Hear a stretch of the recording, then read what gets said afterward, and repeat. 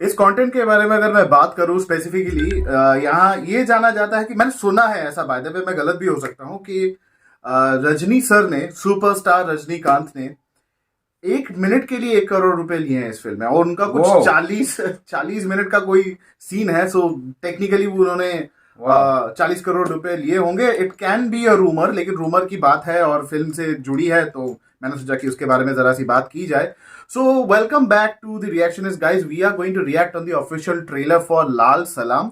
जी हाँ, लाल सलाम गाइस, बहुत दिनों से इसके बारे में चर्चा हो रही थी। वैसे भी इसकी चर्चा थोड़ी सी ठंडी है, जेन्युइन बात करते हैं। क्योंकि सभी को इसमें थोड़ा बहुत पता है कि रजनी सर का एक छोटा सा कैमियो है, ओके। एंड उतनी ज्यादा हाइप नहीं है जिस लेवल की हाइप होती है रजनी सर की दूसरी फिल्मों के बारे में। मुझे लगता है कि ये ज्यादा कमर्शलाइज नहीं किया गया है इस फिल्म को, या फिर कमर्शियल फिल्मों की तरह बनाया राइट, नहीं गया है। इसको जैसे लेके ज्यादा प्रमोशन ज्यादा किया नहीं या गया है। और सो गाने टाने ज्यादा नहीं जो होने चाहिए वैसे होते नहीं गाने है। वैसे तो है नहीं, लेकिन ultimately this film is going to release very soon, तो या हमें जरा सा पता करना चाहिए, क्योंकि इसका टाइटल जो है बड़ा इंटरेस्टिंग है। यू नो या अंडरस्टैंड कि मैं क्या कह रहा हूँ, लाल सलाम। Yes right. गाइस। सो बहुत ज्यादा इंटरेस्टिंग है। मैं हम लोगों ने इसके टीजर के ऊपर शायद रिएक्शन नहीं दिया होगा, या क्योंकि वी वांटेड वी कि, wanted to react on the हाँ, ट्रेलर। क्योंकि आजकल हो रहा है कि कुछ कुछ टीजर के थंबनेल्स को देख के अब पता लग जाता है कि रिवील बहुत ज्यादा हो जाएगा, क्योंकि या कभी ऐसा होता है कि टीजर का ड्यूरेशन करीबन 1-1.5 मिनट का होता है। या सो व्हाट्स द पॉइंट, और उसी टीजर को रिपीट करके थोड़ा और एक्सटेंड करके ट्रेलर में दिखाया जाता है। तो मैंने सोचा कि हम दोनों ने सोचा कि ट्रेलर के ऊपर ही रिएक्शन दिया जाए। So let's go ahead and watch the trailer and let's get the reaction. लेकिन उससे पहले हमारे चैनल पे नए आए हैं तो गैस वीडियो को लाइक कीजिए और चैनल को सब्सक्राइब कीजिए और नोटिफिकेशन बेल को ऑल पे कर दीजिए, ताकि जितने भी कंटेंट हमसे अपलोड हो वो आपके पास जल्द से जल्द पहुंचे। Without wasting any moment, let's react.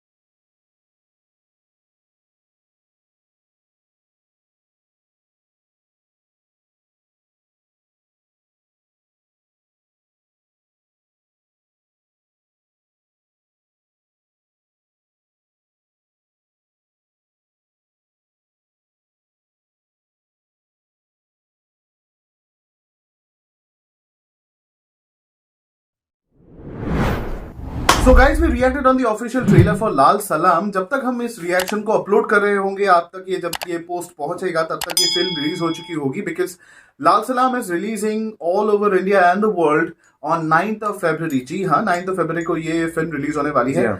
अगर इसके कंटेंट के बारे में हम बात करें, nice. It was good. Yeah. मैं नहीं कहूंगा कि बहुत बढ़िया कुछ था, क्योंकि इसको यहाँ पे रजनी सर को जिस लेवल का, ये गॉड लेवल का जैसा दिखाया जाता है दूसरे फिल्म में, वहां वैसा नहीं दिखाया गया यहाँ है। पे थोड़ा मिनिमल रखा ही गया है। Had been playing he's going to play a very realistic character. Yeah. Moideen भाई नाम का उनका एक कैरेक्टर है जो एक he is an influential person जो तमिलनाडु और मुंबई में दोनों जगह पे ही काफी ज्यादा इन्फ्लुएंशियल है, काफी उनकी ताकत है। विष्णु विशाल का जो किरदार है यहाँ पे, ही इज अ क्रिकेटर जो एस्पायरिंग क्रिकेटर है, लेकिन हिंदू मुस्लिम राइट के बीच में और बहुत सारे अपने गुस्से के बीच में इस पूरी कहानी को दर्शाया जा रहा है, उनके किरदार को यहाँ पे दिखाया जा रहा है। can get involved in this political. Right, और मुझे यहाँ पे बहुत ज्यादा फ्यूडल पॉलिटिकल लगा, और जैसे गांव में जैसे हिंदू मुस्लिम को लेके एक राइट होता है वैसा ही लगा यहाँ पे। इस कहानी को उसी तरीके से दिखाया गया है। Yes. यहाँ पे मैं ऐसा कहना चाहता हूँ कि ये कोई बहुत बड़ी release, I am not saying कि बहुत बढ़िया बिजनेस करेगी, या फिर जिस तरीके से दूसरे रजनी सर की फिल्में बिजनेस करती हैं उस लेवल का नहीं होगा, but this will leave some mark. और मैं यहाँ पे ये कहना चाहूंगा गाइस कि हम बहुत सारे कंटेंट में जब हम बात करते हैं रजनी सर के किसी भी कंटेंट के ट्रेलर टीजर के ऊपर हम रिएक्ट करते हैं तो हम मिस करते हैं कि कुछ अच्छे वाले जो फिल्में होती है जहाँ पे स्टोरी मैटर करती है या फिर अच्छी कैरेक्टर अगर हम रजनी सर को करते हुए देखें तो ये वही फिल्म है।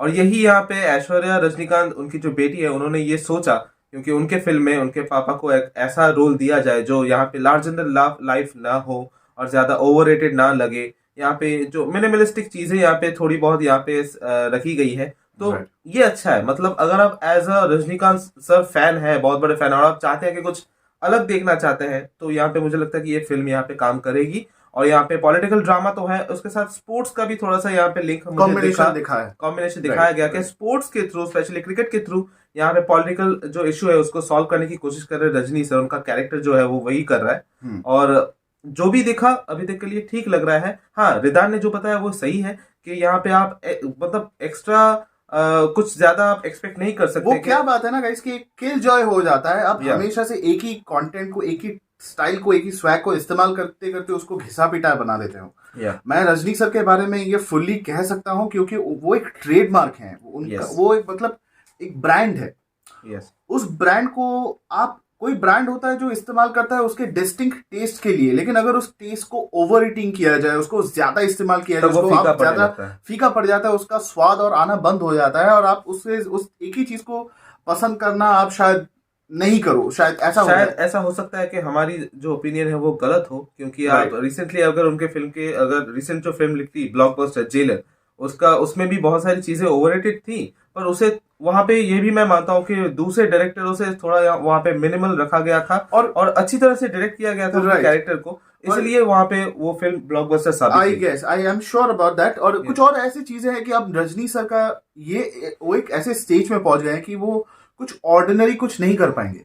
अनफॉर्चुनेटली अगर वो कुछ ऑर्डिनरी सा कुछ करना चाहते होंगे, कई सालों पहले उन्होंने, रजनी सर ने ये कहा था he wanted to play a role of a transgender, पर एक किन्नर का रोल वो करना चाहते थे, लेकिन वी रियली डोंट नो, वो अभी भी उसी डर में होंगे। आई एम श्योर अंदर ही अंदर उनको वो डर होगा, क्या मेरी ऑडियंस मुझे एक्सेप्ट कर पाएगी या नहीं, क्योंकि उनके साथ बैंक रोलिंग जो होता है उनके प्रोडक्शन का, वो बहुत बड़ा होता है। और रिसेंटली अगर आपने ऋतिक रोशन की गाइस एक इंटरव्यू देखी होगी, तो उन्होंने फाइटर के रिलीज होने के वक्त उन्होंने वो इंटरव्यू दिया था, तो वहां पे उन्होंने एक बात कही थी कि there is a burden of being a superstar in India. Absolutely. और ये बर्डन है, हम कह सकते हैं कि हर सुपरस्टार के ऊपर ये रहता है कि हम अलग रोल नहीं कर पाते हैं एज एन एक्टर, वो अपने आप को इवॉल्व नहीं कर पाते हैं, तो यही वो बर्डन है। और शायद यही बर्डन को रजनी सर इतने सालों से झेल रहे हैं, मैं ऐसा कह सकता हूँ, क्योंकि हम चाहते हैं कि कुछ अलग करें, लेकिन जो कमर्शियल मास जो सिनेमा सुपरस्टार वाली अपील है वो खो जाने का डर होता है। और दूसरे एस्पेक्ट्स के बारे में अगर बात करें तो ए.आर. रहमान सर का म्यूजिक काफी अच्छा था। मैं नहीं कहूंगा कि उम्दा बहुत ही ज्यादा बढ़िया था,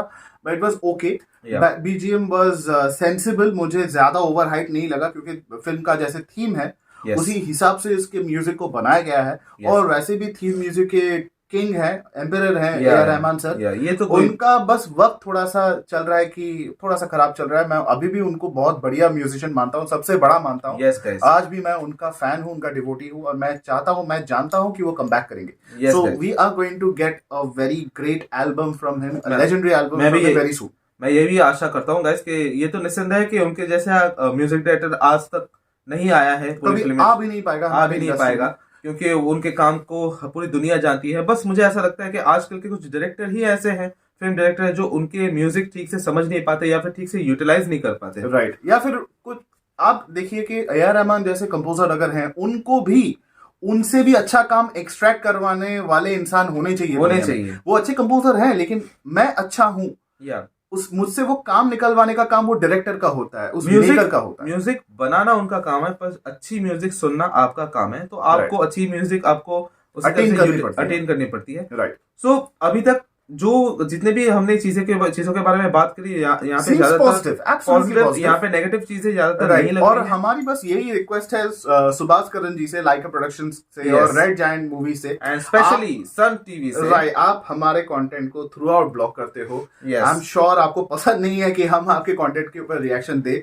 बट हमारा we always wanted to react on Rajini sir's content, और anything which is coming anything. From Sun TV, या रेड जायंट ऐसा नहीं हो मूवी, पाता। लाइका प्रोडक्शन से हमें बहुत अच्छा लगता है कि आपके कंटेंट बहुत बड़े होते हैं और एक एक्सपोजर मिलता है नॉर्थ से साउथ को कनेक्ट करने का, वेस्ट और ईस्ट से साउथ को कनेक्ट करने का। तो पता नहीं, हम फिर से हमारी कोशिश जारी है। But there is a guideline in community guidelines Right. फिर भी हम किसी भी गाइडलाइन को नहीं तोड़ेंगे अगर Yes. आपको लगता है कि हमारा कंटेंट सूटेबल नहीं है और हम और guideline ऐसा के हो against सकता है गाइस, मैं यहाँ पे अपने वीडियो में ये कहना भी चाहता हूँ, पहले से मैं कहना चाहता हूँ कि ऐसा हो सकता है कि म्यूजिक की वजह से यहाँ पे वीडियो ब्लॉक कर दी जाए। तो काइंडली आप म्यूजिक को वहाँ पे ऑफ सुन सकते हो कि हमने वहाँ पे म्यूजिक को म्यूट कर दिया सो होगा। Please adjust. और हमारा यही काम रहता है कि हमारा जो रिएक्शन है, जो ओपिनियन है, जो डिस्कशंस है, वो आप तक पहुंचे। इसलिए हो सकता है कि वो वीडियो हम वहाँ पे म्यूट कर दे। Right. सो गाइस, तो यही था हमारा reaction on the official trailer of Lal Salaam. ये फिल्म रिलीज होने वाली है 9 फरवरी को। आप जरूर जाके इस फिल्म को देखिए और हमारे रिएक्शन को भी जरूर देखिए।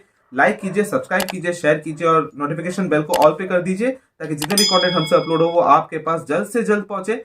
कमेंट करना मत भूलिएगा, कमेंट जरूर कीजिए। आप लोग करते हो, आप करते हो, थैंक्स या वी एडमायर यू। और इसी तरह से कमेंट करते रहिए गाइस।